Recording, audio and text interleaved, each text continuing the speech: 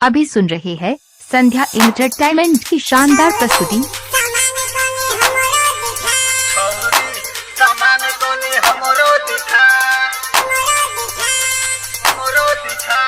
SK recording studio निजाम बाबू।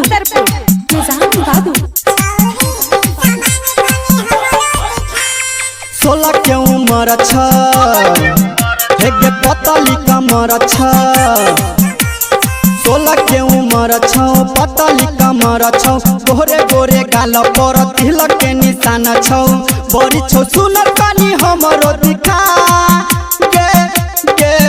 गे छौरी सामान कनी हमरो चिखा छौरी सामान कनी हमरो चिखा 16 के उम्र छौ पतली कमर छौ गोरे गोरे गाल पर तिलक के निशान छौ बड़ी छौ सुनर कनी हमरो दिखा गे छौरी सामान कनी हमरो चिखा छौरी सामान कनी हमरो चिखा।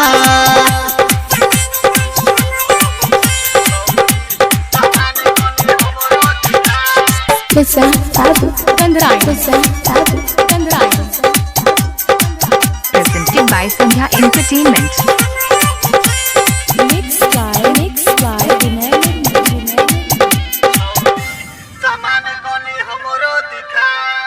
लागै छी बड़ी सुनर के छौरी तोरे चक्कर में हम पागल भेली तोरे चक्कर में हम पागल भेली लागै छी बड़ी सुनर के छौरी तोरे चक्कर में हम पागल भेली तोरे चक्कर में हम पागल भेली हमरा बनाइल तू अपन बलम गे छौरी सामान कनी हमरो चिखा छौरी सामान कनी हमरो चिखा छौरी सामान कनी हमरो चिखा दे।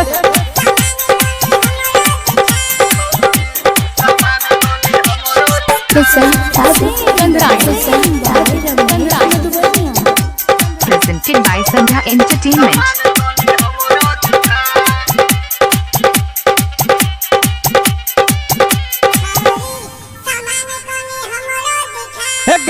अपने के बुझै छही गे पवित्र गाँव में घूमै छै मारी कई तर गाँव में घूमै छै मारी कई तर अपने के बुझै छही गे पवित्र गाँव में घूमै छै मारी कई तर गाँव में घूमै छै मारी कई तर गायक रमेश सनोज कहै छौ गे जान गे छौरी सामान कनी हमरो चिखा छौरी सामान कनी हमरो चिखा छौरी सामान कनी हमरो चिखा छौरी सामान कनी हमरो चिखा दे। यदि आप चाहते हैं संध्या एंटरटेनमेंट के सभी ऑडियो वीडियो देखें तो चैनल को सब्सक्राइब जरूर करें और बेल आइकन को दबाना ना भूलें।